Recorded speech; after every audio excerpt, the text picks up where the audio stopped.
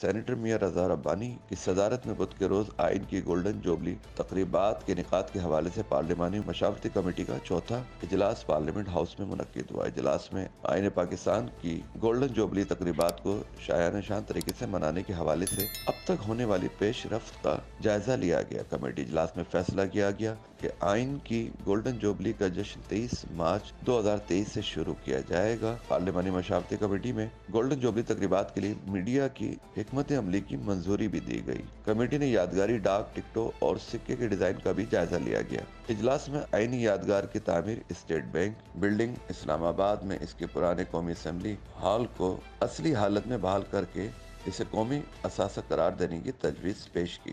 Committee نے P T A کی خصوصی پیغامات کے ساتھ ساتھ ملک بھر کے تعلیمی اداروں میں اعلانیہ مقابلوں کے حوالے سے پیش رفت کا تفصیلی جائزہ لیا گیا۔ مریم اورنگزیب وفاقی وزیر اطلاعات و نشریات نے یادگاری تقریبات کے احاطہ کرنے کے لیے میڈیا کی حکمت عملی کی تفصیلات بتاتے ہوئے کہا کہ وزارت کے تمام محکموں بشمول P T V, radio Pakistan, D E M P, P I D, E P wing, PEMRA نے تقریبات سے متعلق سرگرمیوں کی منصوبہ بندی کر لی ہے۔ انہوں نے بتایا کہ گولڈن جوبلی تقریبات کے حوالے سے کچھ خصوصی پروگراموں، پوڈ کاسٹوں، نمائشوں، کوئز مقابلوں، مضامین وغیرہ نشریات کریں گے اور تمام سرگرمیوں کو پرنٹ، الیکٹرانک اور ڈیجیٹل میڈیا پر نجی اور عوامی شعبوں کے علاوہ علاقائی چینلز پر خصوصی کوریج دی جائے گی۔ مزید ویڈیوز دیکھنے کے لیے ہماری ویڈیو کو لائک کریں، سبسکرائب کریں اور بیل آئیکن کو ضرور کلک کریں تاکہ آنے والی ویڈیو آپ تک بآسانی پہنچ سکے۔